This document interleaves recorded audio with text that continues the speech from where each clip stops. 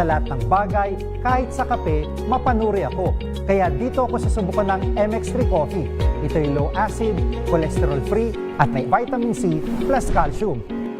Sigurado ako sa MX3 Coffee. Dito ako bilib.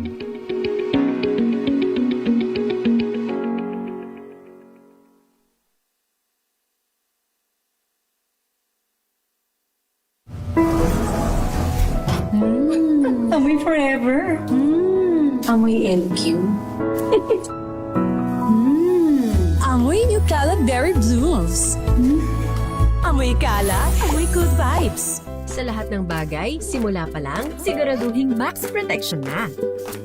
Kasi pag kulang ang proteksyon, baka madaling masira. Sa ngipin, dapat may max protection din. Max sa alaga ng Unique Toothpaste. With Max Protect Formula, help stop cavities before they start, while keeping breath fresh. Try Unique Maximum Fluoride Protection para max alaga, max protektado. ACS. Amoy forever. Amoy LQ. Amoy New Cala Berry Blooms. Amoy Cala, amoy good vibes.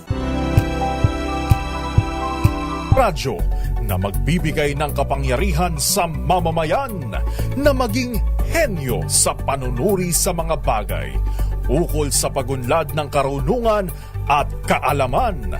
Ito ang Radyo Henyo, kasama ang champion na tagapagsulong ng science and technology sa bansa, si Angelo Balmores, at lalong sasaya ang makabuluhang talakayan sa kanyang katandem na si Ruby Cristobal, na isang certified SMT practitioner diva.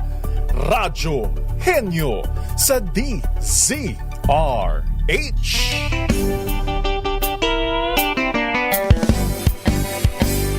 Magandang hapon, Pilipinas! Nako, linggo na naman, it's March 8.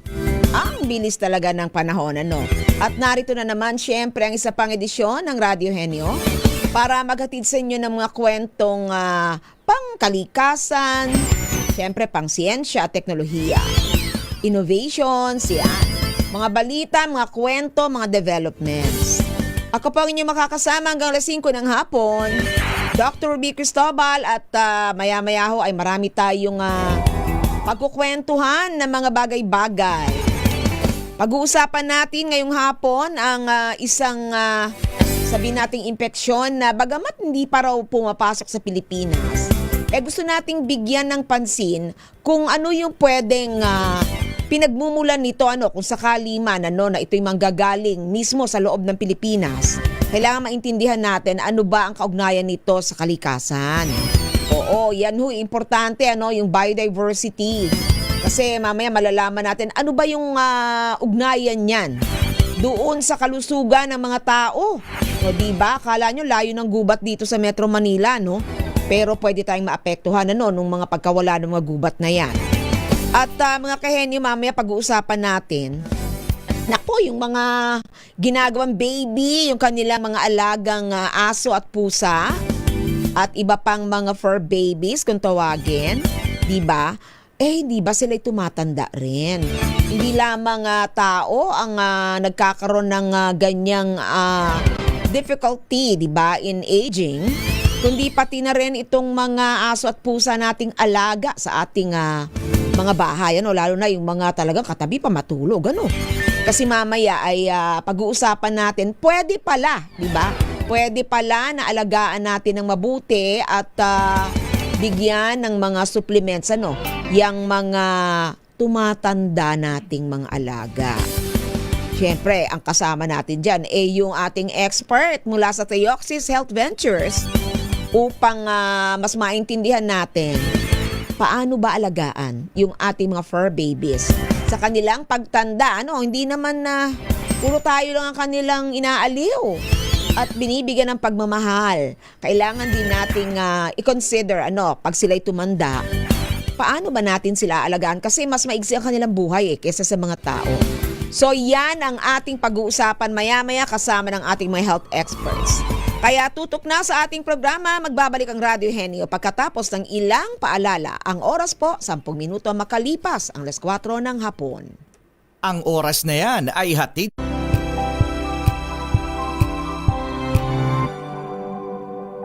May nagbago. May arte. May budget. Akala nyo lang yon. So solid. White Rose Papaya. Wow, White Rose. White Rose Papaya. Wow, White Rose. White Rose Papaya. May glow up with a White Rose Papaya. White Rose Papaya. May puti power times 2 kasi may papaya at niacinamide. May shea butter and tea tree oil pa. Kutis sulit ang glow up. Glow up with a White Rose Papaya. White Rose Papaya. Kutis sulit ang glow up. ACS. Wow, ang saya.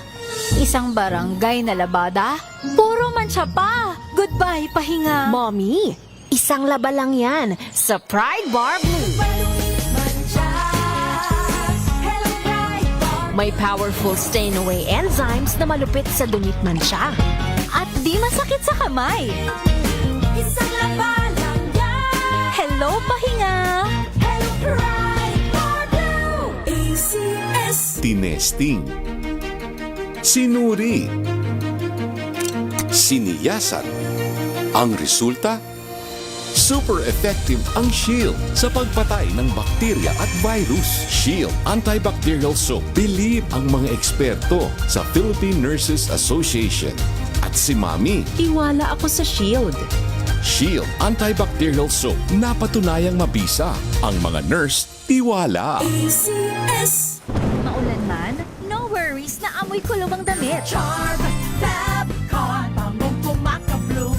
Tanggal amoy kulong sa bango ng charm. Kaya gamit ko, Charm Fabcon with Bloom Fresh Technology. Kills 99.9% of kulob-causing bacteria. May aroma burst pa of thousands of flowers and berries. Ang sampay sa loob, no amoy kulob. Bangong pumakabloom sa charm. Charm Fabcon. ACS.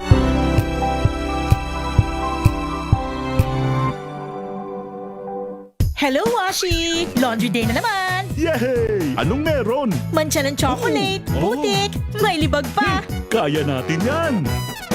With Pride Washing Machine Detergent, may triple stain-away formula. Tanggal ang makapit, madikit, at madupit na dumit mancha. Kaya easy-easy ang labada. Mula noon hanggang ngayon. All you need is pride. All you need is pride. ACS. Sa puso ng kalikasan, natatangi ang prutas ng mangosteen. Ito ay nagtataglay ng antioxidant compounds na alpha, beta at gamma mangosteen. Ang MX3 capsule ay isang food supplement na gawa sa natural na mangosteen. Ito ay tested and proven to help avoid knee joint pain discomfort para iwas-iwas sa sakit with long-term supplementation 2 capsules daily. MX3 capsule. Tunay, natural at original. Mahalagang paalala, ang MX3 capsule ay hindi gamot at hindi dapat gamitin panggamot sa anumang uri ng sakit. Amoy forever. Amoy LQ. Amoy New Caleb Berry Blooms. Amoy kala, amoy good vibes. Now we are unboxing MX3 Plus. Plus because it has Garcinia mangostana, plus L-carnitine and CoQ10. Each box contains 30 vegetable capsules. And you can get them in leading drugstores nationwide and online in Shopee, Lazada, and mxvph.com. Mahalagang paalala, ang MX3 Plus ay hindi gamot at hindi dapat gamiting panggamot sa anumang uri ng sakit. NBC Milliones.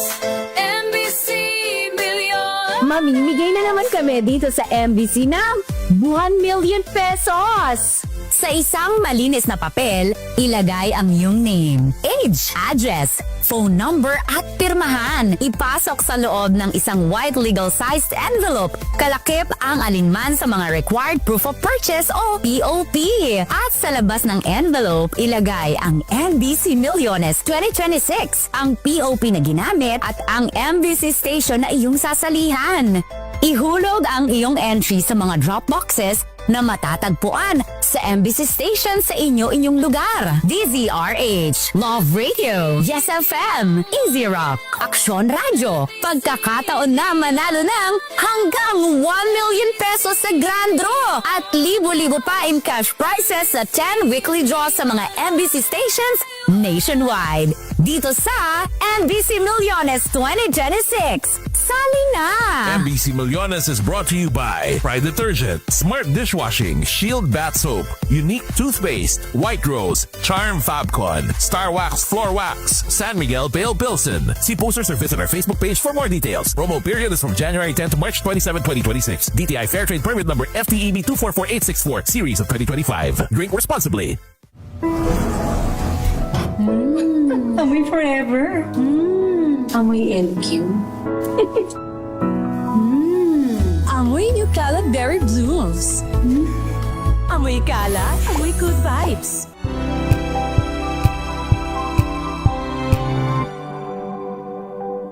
Wow, ang saya. Isang barangay na labada, puro mancha pa. Goodbye, pahinga. Mommy, isang laba lang yan sa Pride Bar Blue. May powerful stain-away enzymes na malupit sa dunit mansya. At di masakit sa kamay. Isang laba lang yan. Hello, pahinga. Hello, Pride Bar Blue. ACS.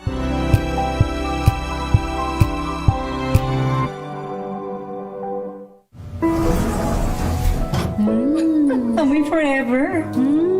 Amoy LQ. Amoy New Calab Berry Blooms. Amoy kala, amoy good vibes.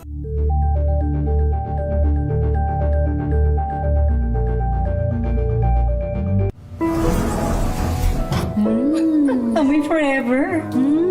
Amoy LQ. Amoy New Calab Berry Blooms. Amoy kala, amoy good vibes.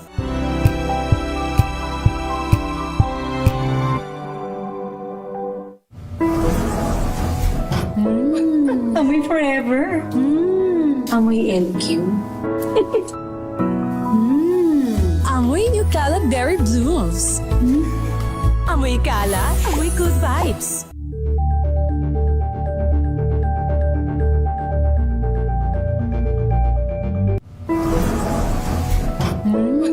Amoy forever. Amoy LQ. Amoy New Calab Berry Blooms. Amoy kala, amoy good vibes.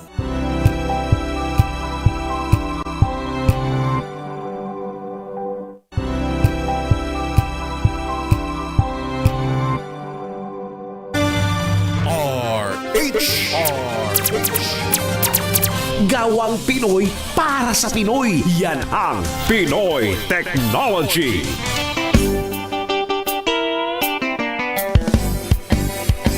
Nagbabalik ang Radyo Henyo at ang oras po ay alas 4:19, 4:19 p.m.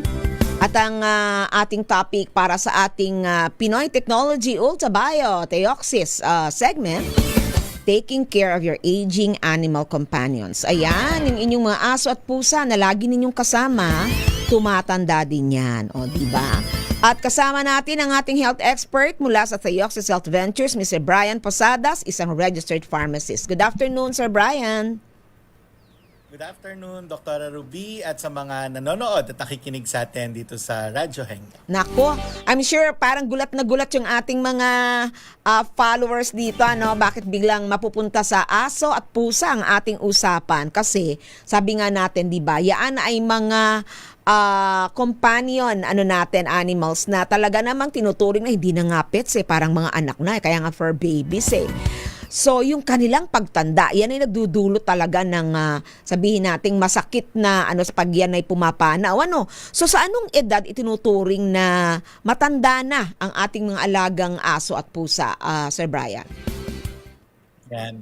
Tama, Dr. Rubino. So yes, kasama sa pinag-usapan natin ngayon yung mga aso kasi naging pamilya na no? Marami sa mga kabahayan o pamilyang Pilipino, minsan wala nang baby pero merong aso. No? They prefer to have their pets. So that's the reason why we need to understand as well na itong mga companion natin na nagpapasaya sa atin, ng mga alaga natin, kailangan maaalagaan din natin sila ng tama.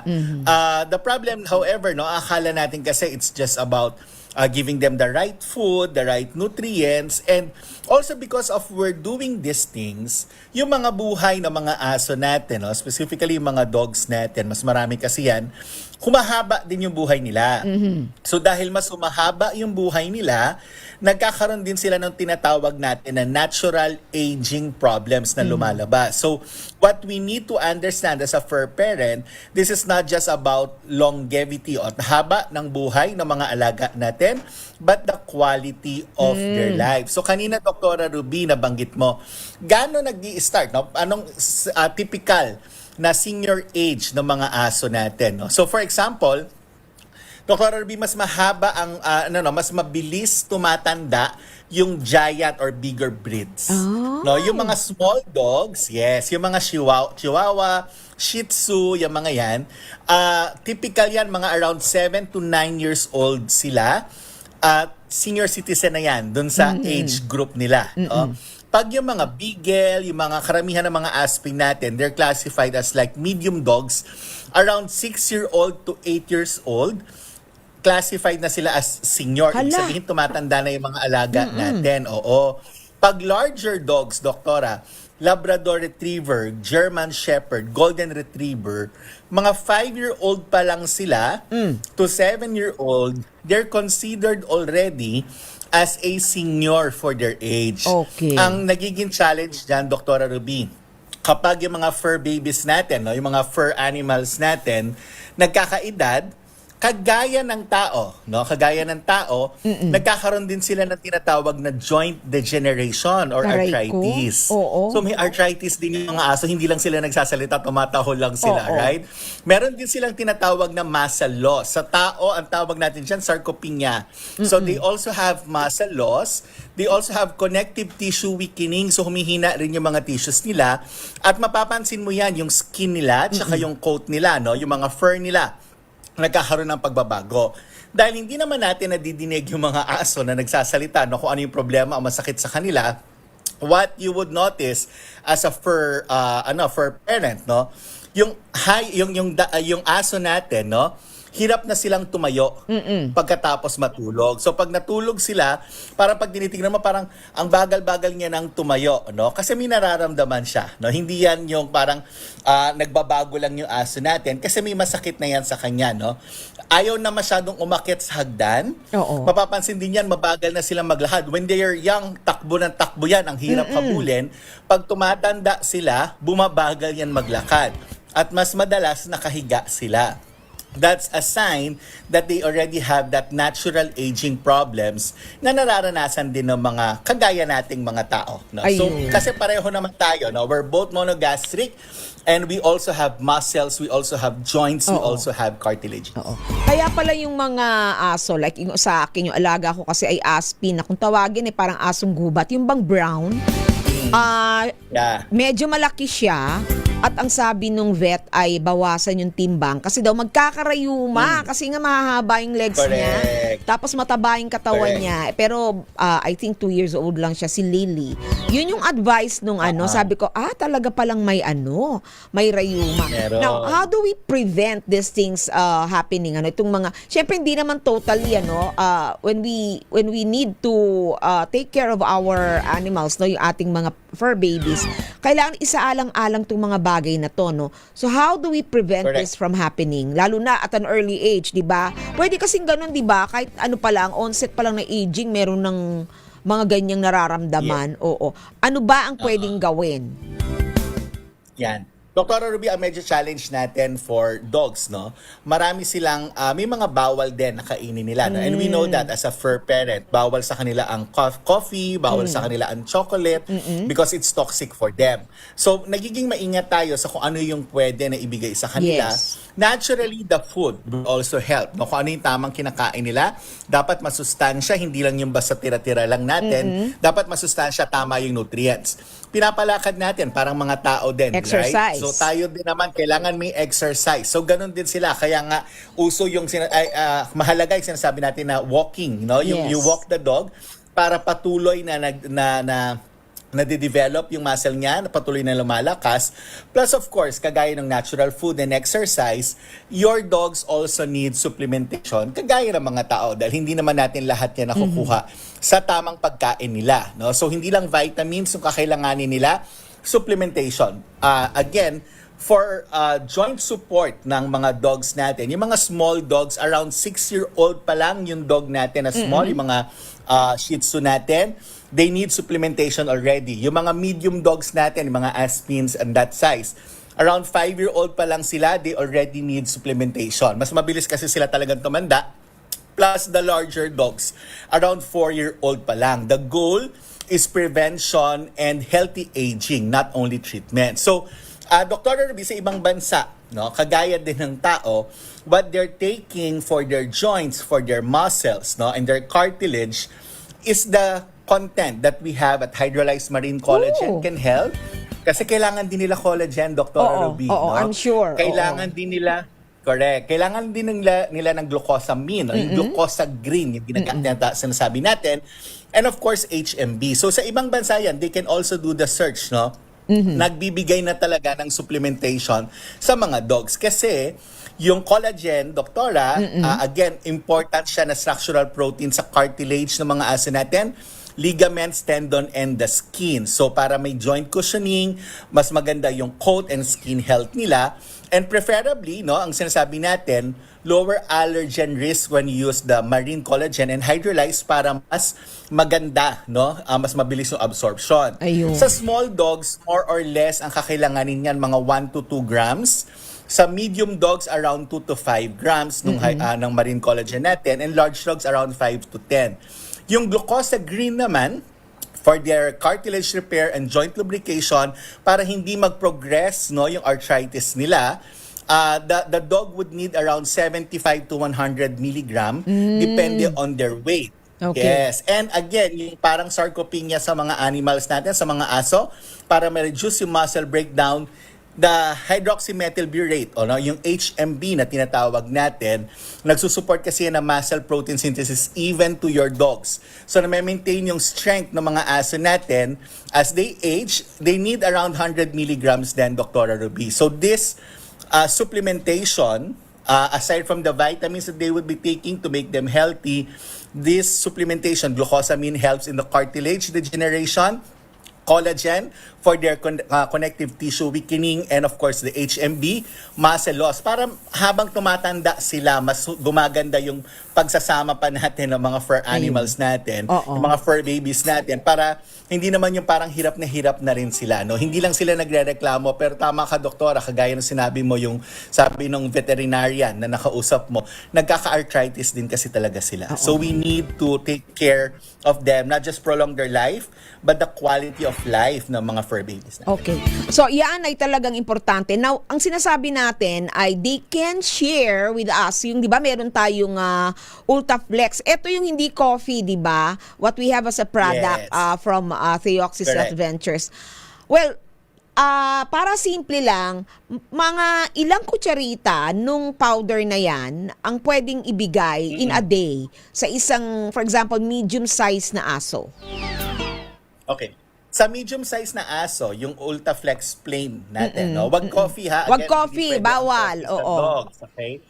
Yung plain natin, dahil yan, it's just the active ingredient. The exact dosage niyan, Dr. Ruby, medium to large, okay na sila sa isang sachet. Okay. So, pwede nilang in a ihalo day. yan sa In a pagkain day. ng dog. In a day, okay na yung isang sachet.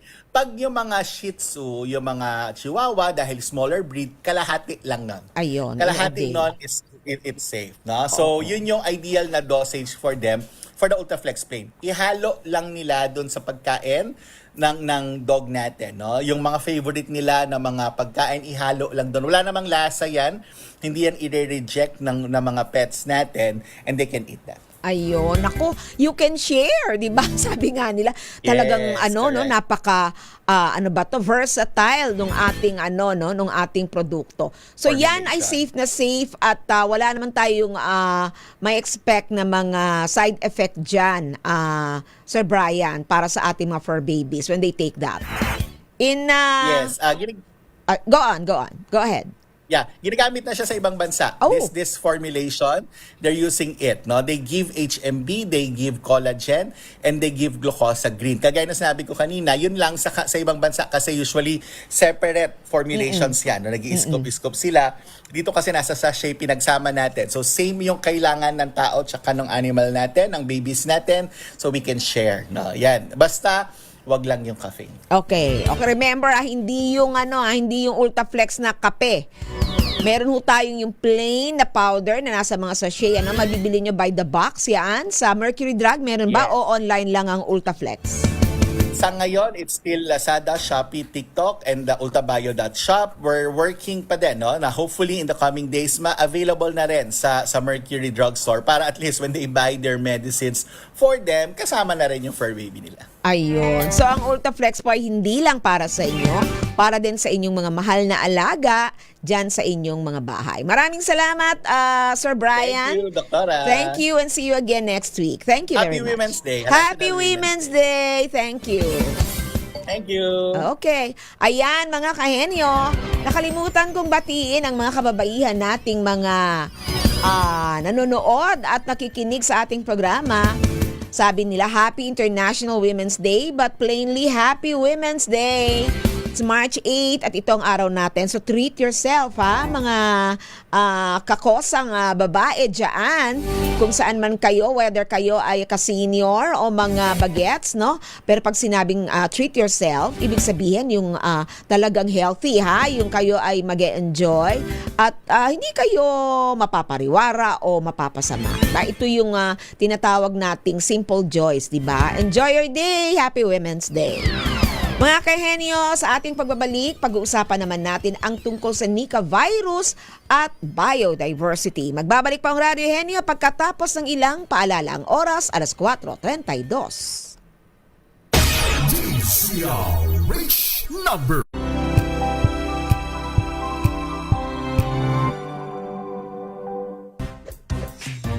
Ang galing-galing mo. Smart dishwashing paste ko. Pritong ulam na masebo. Plato o kaldero. Tanggaling for everyday. Ganyan pag smart ang dishwashing paste. May double tanggaling formula. Tanggal ang sebo, tanggal ang bakterya. Pahit para walang bahid. Linis fantastic sa metal at plastic. Number 1 ko to. Tanggaling-galing mo. Smart dishwashing paste. ACS. Here are top 3 reasons why you should get your hands on MX3 capsule. 1. It has alpha, beta, and gamma mangosteen. 2. It's cholesterol and fat-free. 3. MX3 is proudly Pinoy made and has garnered multiple international awards. So what are you waiting for? Dito ako sa tested and proven ko na. MX3, dito ako bilib. Mahalagang paalala, ang MX3 capsule ay hindi gamot at hindi dapat gamiting panggamot sa anumang uri ng sakit. Hello, Washi! Laundry day na naman! Yay! Anong meron? Mancha ng chocolate, putik, may libag pa! Kaya natin yan! With Pride Washing Machine Detergent, may triple stain-away formula. Tanggal ang makapit, madikit, at malupit na dumit mancha. Kaya easy-easy ang labada. Mula noon hanggang ngayon! All you need is pride! All you need is pride! ACS. Sa lahat ng bagay, simula pa lang, siguraduhing max protection na. Kasi pag kulang ang proteksyon, baka madaling masira. Sa ngipin, dapat may max protection din. Max sa alaga ng Unique Toothpaste. With Max Protect Formula, help stop cavities before they start, while keeping breath fresh. Try Unique Maximum Fluoride Protection. Para max alaga, max protektado. ACS. Amoy ever. Amoy LQ. Amoy Nucala Berry Blooms. Amoy Kala, amoy good vibes. May nagbago. May arte. May budget. Akala nyo lang yon. So solid, White Rose Papaya, wow, White Rose. White Rose Papaya, wow, White Rose. White Rose Papaya. May glow up with a White Rose Papaya. White Rose Papaya. May puti power times 2 kasi may papaya at niacinamide. May shea butter and tea tree oil pa. Kutis sulit ang glow May up. glow up with a White Rose Papaya. White Rose Papaya. Kutis sulit ang glow up. ACS.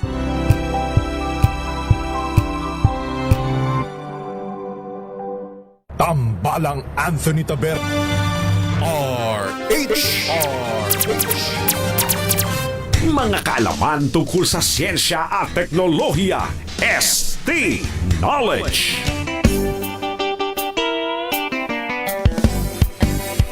Nagbabalik ang Radyo Henyo, mga kahenyo. It's 4:36 p.m. At promise ko kanina, di ba, pag-uusapan natin yung tungkol sa koneksyon ng mga emerging diseases, yung mga umuusbong, mga lumilitaw na mga bagong impeksyon. Ano ba ang kaugnayan niyan sa nangyayari sa ating kalikasan? Kasama natin dito mismo sa studio, live and alive, Dr. Jerome Montemayor, nagbabalik na suki ng Radio Henyo, Executive Director ng ASEAN Center for Biodiversity or ACB. Good afternoon, Dr. Jerome. Magandang hapon, Doc Ruby. It's an honor to be back here. At bago tayo siguro magsimula, Happy Women's Day sa iyo at sa iba pang mga kababaihang scientifico at mga kababaihang conservation champions. Kasama na yung aking mga women conservation champions na kasama ko sa ASEAN Center for Biodiversity. Yes, indeed. Talaga namang empowered na ngayon ang mga kababaihan dito sa Pilipinas, lalo na yung mga siyentistang Pilipina. So sir, pag-usapan natin itong Nika virus kasi may mga pangamba nitong mga nakaraang buwan tungkol sa pagpasok ng Nipah virus. Lalo na ngayon, maraming mga, siguro yung mga i-relocate o repatriate na mga OFWs kung sakali man, na meron ng ganyang programang nakalatag. Babantayan check yan ng Department of Health, lalo na yung Nipah virus na yan o kahit yung iba pang mga virus like COVID and all, May naitala daw kasing kaso noong 2014. Ano ba yung Nipah virus at saan ito nanggaling exactly? Paano yan nagsimula? Opo. So, Doc Ruby, yung sabi mo kanina, bago. Actually, hindi na po siya bago. Naitala na po siya, na-report na po siya nung as early as 1998. So, hindi na po ito bago sa atin. Alam na natin ito, alam na ng World Health Organization. Pero mukhang siguro dahil na rin uli sa kapabayaan natin or yung ginagawa nating pagsira sa ating kalikasan, ayan na naman, lumalabas na naman siya. Nare-resurrect. Kasi nga, yung ating mga kalikasan, yung ating forest, yung ating mga anyong kagubatan at yung ating wildlife, dapat meron silang lugar para sa kanila na hindi natin sinisira at dinidisturb o ginagambala para nandoon lang, hindi lumalabas. Kaya lang, yung nga po, dahil nga sa kasalukuyang antas ng ating kalikasan, hindi lang sa Pilipinas, kundi sa buong ASEAN na rin at sa ibang bahagi ng mundo, nagkakaroon ngayon ng pagtalon mula sa wildlife at tumatalon ito sa ibang anyong hayop at iba pang mga tao. Okay, zoonotic ang tawag nga dyan, di ba? Yung pwedeng mahawa yung tao dun sa hayop. Saan originally nagmumula na hayop sa kagubatan? Siyempre may host yan, di ba? Kasi pag virus, di ba? Kung zoonotic yan. Ano pong nilalang sa kagubatan ang nag-harbor ng virus? Ito na naman, Doc Ruby. Kontrabida na naman ng ating mga paniki, mga bats, fruit bats. Pero sa totoo lang, hindi naman nila kasalanan yan dahil they try to stay away, may sarili silang nasa ecosystem. kuweba nga Oo.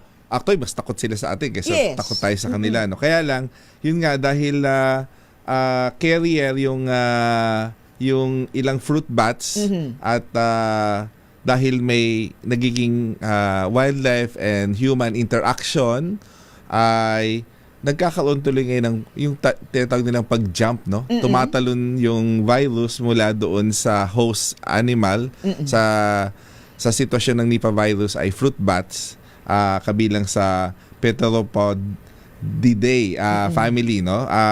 Yun yung natural host nila. At yung fruit bats na yun ay hindi apektado.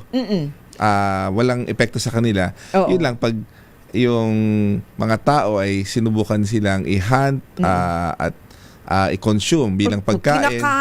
Kinakain. Ay, no? sus. So, yun po, yun yung isang cost ng pagtalon, no? Kasi may direct tayong interaction or direct na consumption. Or kung minsan naman, dahil nga nasira yung kanilang habitat, yung kanilang tirahan, so wala silang choice, no, na lumalabas sila para maghanap ng kanilang mga Lumalapit makakain. sila, nagiging kumbaga ni-invade na rin nila kung nasaan yung tao dahil originally sila naman talaga nakatira dun eh. Baka Opo. binabalikan nga lang nila Ako yung baliktad. Tayo nag-invade doon sa space nila, no? Diba? In-invade Oo. natin. So, nung sila ay parang habitually, syempre doon sila, feeling natin tayo yung na-invade. Okay. So, part of their biology talaga, yung sila ay merong ganyang hino-host na organisms. Dahil, I think it's also part of the cycle of life. Yung tinatawag na self-limiting na mga mga factors. Now, we go to yung epekto naman nito sa kalusugan ng isang tao. Dahil alam natin it came from yung mga lugar na kung saan dati sila naninirahan, wala silang kasamang mga tao. Iyon lang ba? Is that just the reason? Yung proximity natin sa kanila, merong bang mga ways na tatransmit pa yan sa ibang mga animals? May way po, no? Na, okay. kasi may animals to animals na spillover. Okay. Yun po yung technical na term na ginagamit. Spillover. O kaya po ay direct human to wildlife na interaction. Ayun. Oo. So maraming pathways po yung virus at yun nga kung lulubayan lang sana natin sila at hahayaan natin sila doon sa kanilang natural na habitat o yung tirahan at hindi natin sila didisturbohin.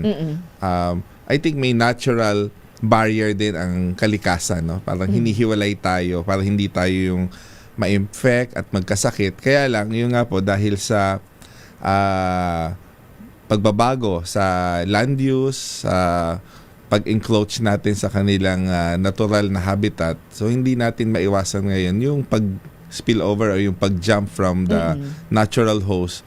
Ngayon, tumatalo na sila doon sa ating mga livestock o doon sa iba pa nating, kanina yung topic ay pets, no? Pwede ring tumalon sa pets natin kung meron silang direct interaction din, no? Kunwari, makain nila siguro yung mga infected na kumain ng prutas kasi kung fruit bats yan, baka, lalo na kung tayo ay yung mga nasa lalawigan, kung ikay talagang namimitas ng mga prutas na nakagat siguro ng paniki, pwede rin palang ganon. Posible po, Or kainin ng Dr. baboy o ng kabayo. Dahil parang sa kabayo yata nagsimula yung sa Mindanao noong 2014. Diba? Parang sa horse, So yan, zoonotic disease, host ang paniki na ililipat sa livestock.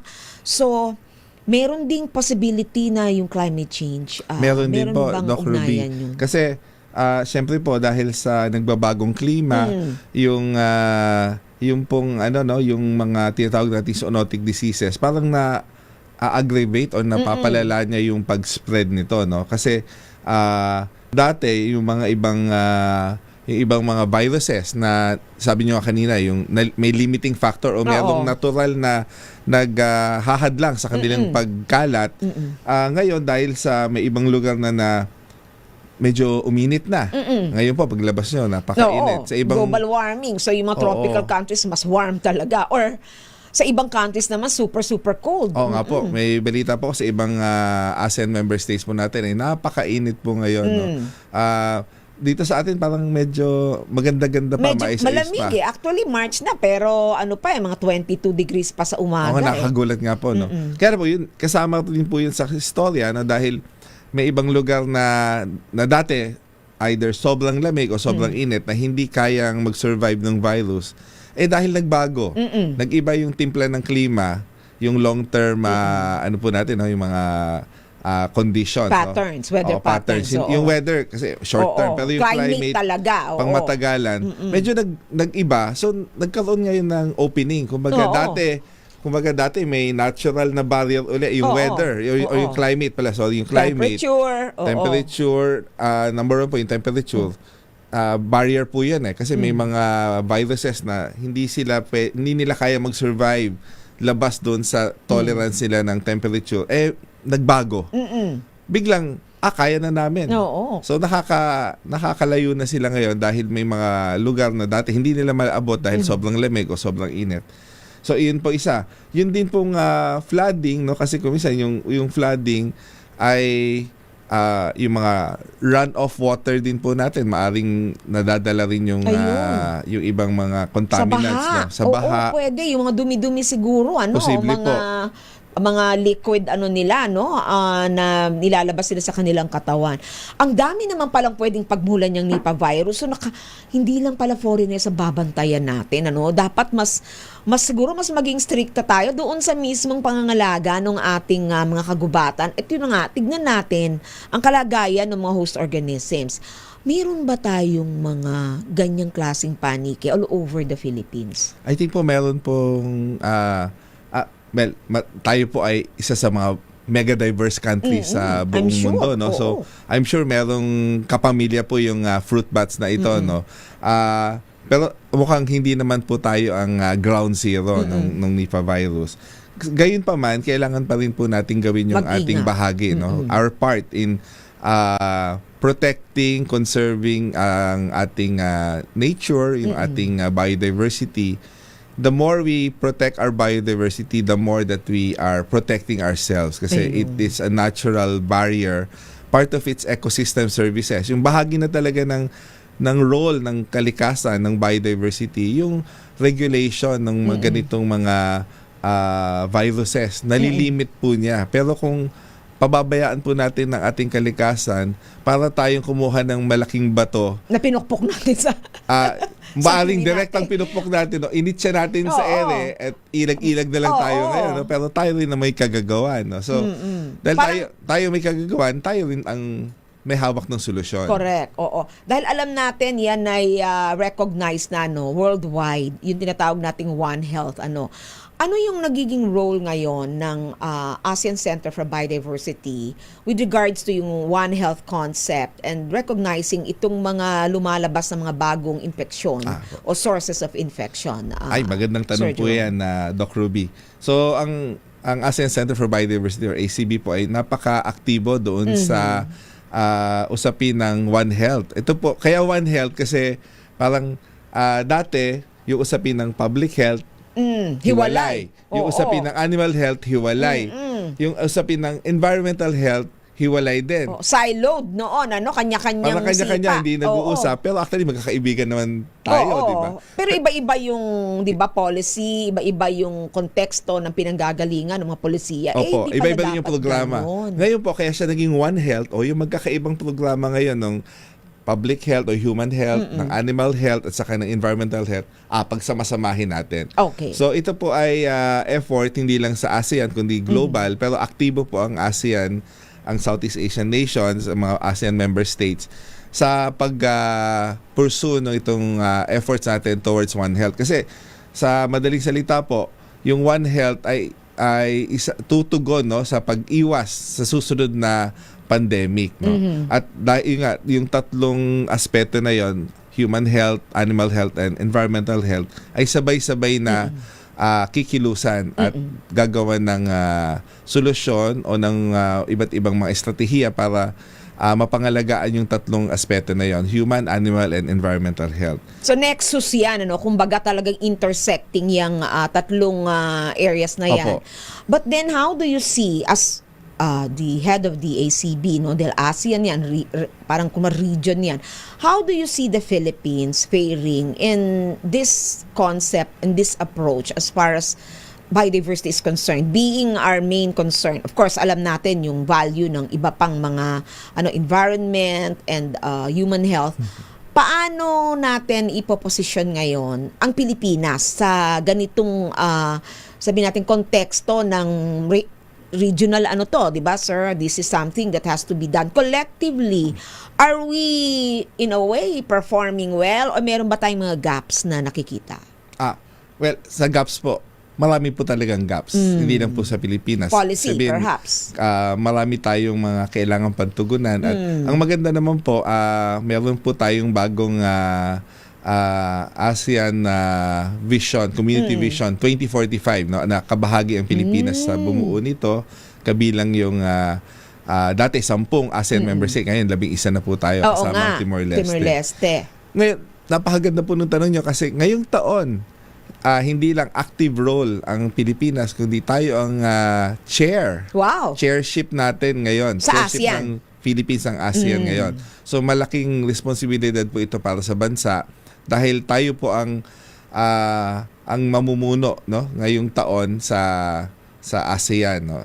So marami pong mga priority agenda na itinilaga o pinag-usapan since last year, no, in preparation. Ngayon nagsimula na po yung chairship at ito nga pong linggo na ito, itong darating na Martes hanggang Huwebes, Pilipinas po ang mag-host nung isang importanteng consultation workshop. Ito yung pag-update ng tinatawag nating ASEAN Strategic Plan for the Environment. So kasama na po itong One Health doon sa tinatalakay doon at ang chair po ay syempre ang ating mga liderato sa Department of Environment and Natural Resources. So shout out ang bagong po kay hirang. Ay opo.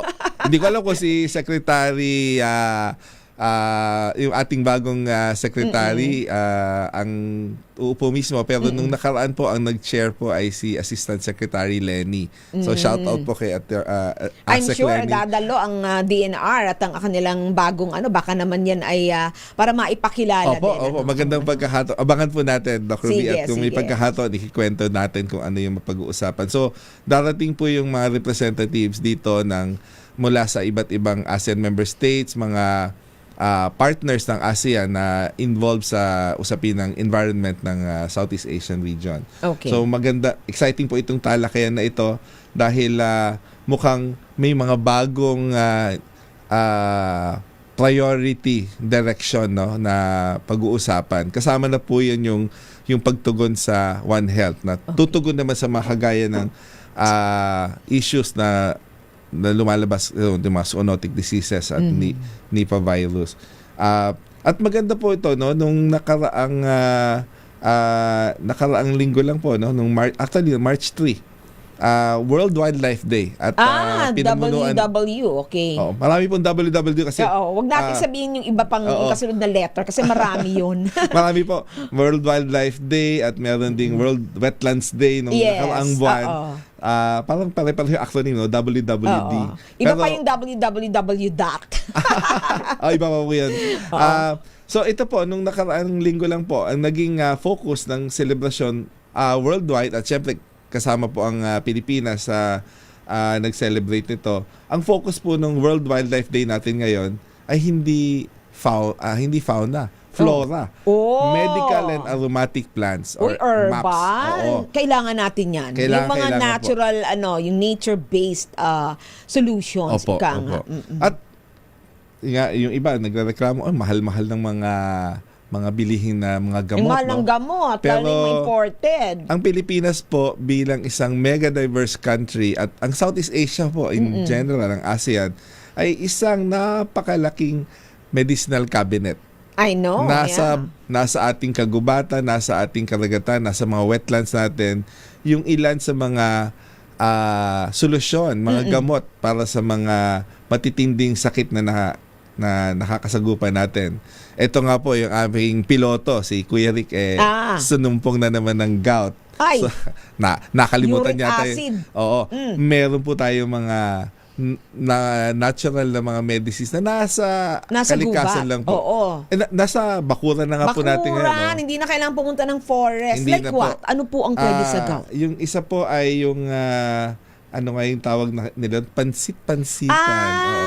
Weed yan eh. Ito yung mga tumutubo lang sa ibaba ng halaman na parang may mga, parang may mga strands na. Parang naliit na. Maigsing, parang noodles. Opo. Tapos malapad Hindi yung ko alam dahon kung bakit niya. pansit-pansitan ang tawag Kasi sa nga kanya. mukhang pansit yung mga makita nga po strands na yun. Pinaglalaraan namin yan ng mga bata. Oo nga po. Niluluto-lutuan yan ng mga bata. Pero hindi namin kinakain. Nakala namin noon, hindi pwedeng kainin. Tapos ngayon nga, pansit-pansitan pala. Opo. Okay. Which is very common sa tabi ng pader. Ayan. Ngayon po. At meron din po tayong tinatawag na programa under the Convention on Biological Diversity o CBD. Yung tinatawag na Access Benefit Sharing. Ito yung protocol kung saan magagamit natin yung mga benepisyo galing sa ating samot-saring buhay. At yung may proyekto ngayon ongoing sa Pilipinas na pinapilot test yung banaba. At kung aaralin po natin, bukod sa maganda yung bulaklak po niya, yung kanyang fruits ay magagamit. May mga pagsusuri na pang mga scientifico na mataas po yung kanyang mga essential oils na maaring panlaban sa mga matitinding sakit po natin. I think kasama na po ang diabetes at kung tama po yung recollection ko, may anti-cancer properties pa po. Nga. No? At meron na pong mga Philippine mga homegrown enterprises kagaya ng Herbanex na susulong nito at tinutulungan din nila ang ating mga katutubo para palagawin ito bahagi ng conservation ng biodiversity at paggamit din ito. No? So hindi lang po tayo conservation, sustainable use, para po magamit din natin ang ating mga angking kalikasan para mapaganda yung kalidad ng buhay ng ating mga kababayan. Pero kailangan yung sustainable use would mean it will allow for recovery, di ba? Yes po. Hindi yung ubos biyaya, di ba? Yan nga hindi. yung sinasabi natin, tragedy of the commons, di ba? If you really exhaust, di ba, our resources, there will come a time na tayong talo. 'Di ba? Wala nang matitira lalo na pag naging extinct o endangered. Naku sir, talagang marami tayong mga dapat pag-usapan. Now, just one more issue, itong conservation na tinatawag. How are the government agencies faring? Of course, DNR is doing its part. Do we have enough studies? For example, in the ASEAN region, are these studies shared and in a way taken advantage of by the Philippines? Yan ba ay may mga exchange ng mga kaalaman? Meron po. At yung Pilipinas po siyempre isa sa mga namumuno sa pag-generate ng mga bagong kaalaman tungkol sa ating biodiversity, sa ating kalikasan. At bilang Center of Excellence na hosted ng Pilipinas, ang ACB po, ang ASEAN Center for Biodiversity, ay isang repository o isang imbakan ng karunungan tungkol sa biodiversity sa region at pati lagpas sa region basta konektado sa ASEAN. So meron po tayong tinatawag na ASEAN Clearinghouse Mechanism, parang napaka technical no? pakinggan. Sa madaling salita po, isa siyang malaking library. Collection ng mga karunungan, kaalaman, research and all. Data tungkol sa biodiversity. And even experts, perhaps. Meron din po. Yun naman po ating mga experts ay meron po tayong mga piling, mga scientifico mula sa ngayon, 10 pa lang po, no? Dadagdag po yung Timor-Leste na may mga piling mga scientifico. At meron din po tayong talaan o listahan ng mga iba pang natukoy naming mga eksperto na pwedeng lapitan upang konsultahin o maging kabahagi ng mga programa sa conservation. So, meron po yan. Puntahan nyo lang po ang website ng ASEAN Center for Biodiversity. Meron po tayong, libre po ito at open sa publiko yung clearinghouse mechanism. Yun naman pong medyo, kasi mga ASEAN at Pinoy, visual po tayo. Diba? Mas naiintindihan natin pagka naka-drawing o pictures. Mga data, infographics. Meron po tayong tinatawag na ASEAN Biodiversity Dashboard. Maganda yan. Para high-tech ulit pakinggan. Simple lang po yan. Yung mga datos na numero, kung ayaw nyo tumingin sa numero, doon kayo pumunta sa dashboard. Pwede kayo mag-create ng mga graphs, mga images para ma-interpret yung mga data na kailangan. AI na yan. Ako, mga ka-science communication na mga journalist, magandang pagkakataon to para mas ma-popularize natin ang tungkol sa wildlife conservation, biodiversity. Kasi yun ang kulang Doc Jerome. Alam nyo, yung minsan biology nga kung tutuusin, mas madali intindihin yan kesa sa, sabihin natin, sa space science, diba? Or even IT or AI. Pero ang problema, hindi alam kung saan pupunta. Ayan po, Resources. ngayon alam niyo na. Mhm. Punta lang po kayo sa ASEAN Center for Biodiversity na website at social media pages. Mahahanap niyo po yung itong mga datos na ito, at kung hindi niyo po makita doon, bukas po yung aming tanggapan. Contact lang po kayo, mag-iwan kayo ng mensahe. Yung aming communications department sa pamumuno ni Pam ay more than willing na i-assist kayo. At marami po kaming program, Doc Ruby, na pwedeng ma-involve yung Yes. yung publiko. Pwede no? silang pumunta sa inyong website. Pwede po silang pumunta to sa look aming for that. website, at yung pong ano naman po, no, baka gusto rin nilang pasyalan yung mga, kumbaga ito yung mga cream of the crop o yung mga pinakapiling mga protected area sa ASEAN. Ito yung tinatawag po nating ASEAN Heritage Parks.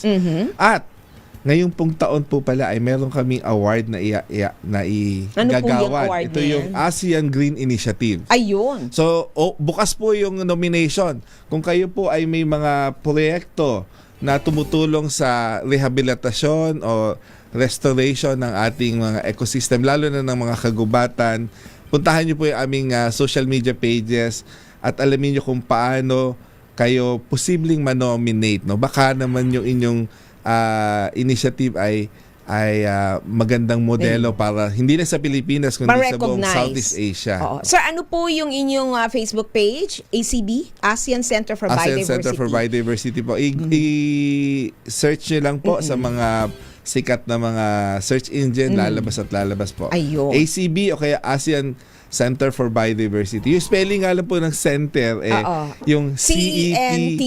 TRE. Oo. Parang medyo- French. Oo. Diba? Parang yung acronym din namin, parang binagbaliktad. pero doon ang din hirap, ang ang hirap punta tanda nun. kasi sanay tayo ABC. Oo, Ang ACB. acronym namin ACB, parang yung utak namin noon. Oo. Kahit nung bago ako. Confusion. Oo, Oo. nagkakaroon ng pagkalito. Maraming salamat, sir. Alam po ninyo, marami akong katanungan, pero sabi ko nga kay Sir Jerome Baradas ay uulitin natin to kung pwede siguro every 2 months meron tayong meron tayong huntahan dito mismo sa Radio Henyo. For now, thank you very much and I wish you all the best sa inyong upcoming events at sa inyong mga research at coordination sa buong ASEAN region. Thank you very much. Maraming salamat din po, Doc Ruby, for having us here.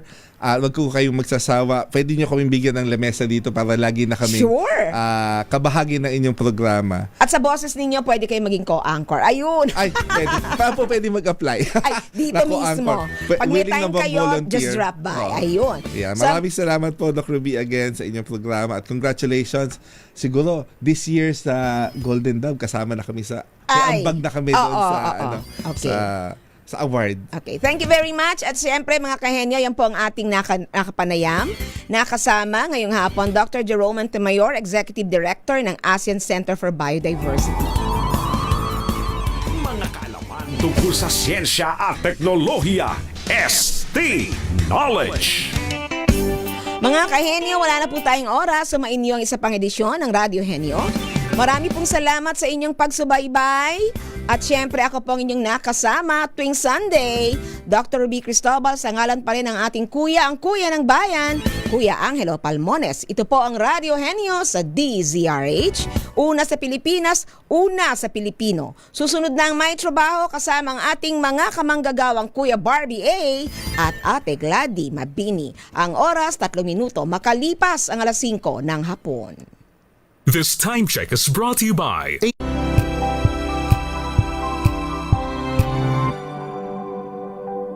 Wow, ang saya. Isang barangay na labada, puro mancha pa.